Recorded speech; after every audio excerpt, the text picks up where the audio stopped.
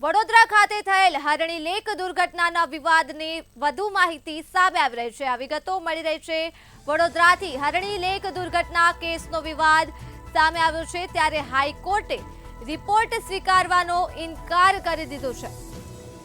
રાજ્ય સરકાર તરફથી આ રિપોર્ટ રજૂ કરવામાં આવ્યો હતો, જેનો ઇનકાર હાઈકોર્ટે કરી દીધો છે અને રિપોર્ટ સ્વીકારવા માટે હાઈકોર્ટે સખ્ત ઇનકાર કરી દીધો છે।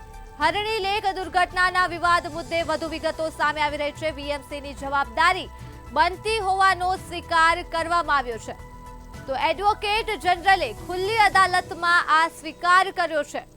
આ સાથે જ વિગતો મળી રહી છે જવાબદાર તમામ લોકો સામે ખાતાકીય તપાસ કરવામાં આવશે, તો એડવોકેટ જનરલે સરકાર વતી તૈયારીઓ બતાવી છે।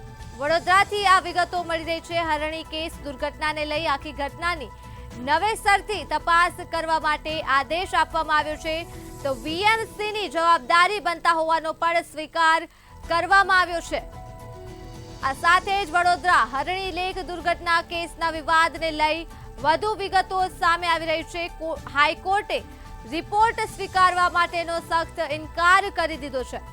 આ રિપોર્ટ રાજ્ય સરકાર તરફથી રજૂ કરવામાં આવ્યો હતો, જેનો હાઈકોર્ટે ઇનકાર કર્યો છે।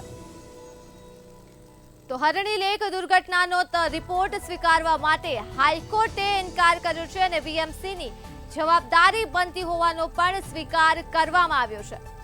આ સાથે જ વિગતો મળી રહી છે આખી ઘટનાની નવેસરથી તપાસ કરવા માટેના આદેશ પણ આપી દેવામાં આવ્યા છે। ત્યારે કમિટીનો રિપોર્ટ શબ્દોની એક માયાજાળ છે। હાઈકોર્ટનું મહત્વનું નિવેદન સામે આવી રહ્યું છે। રિપોર્ટ સત્યને છુપાવવા માંગતો હોય તેવો છે।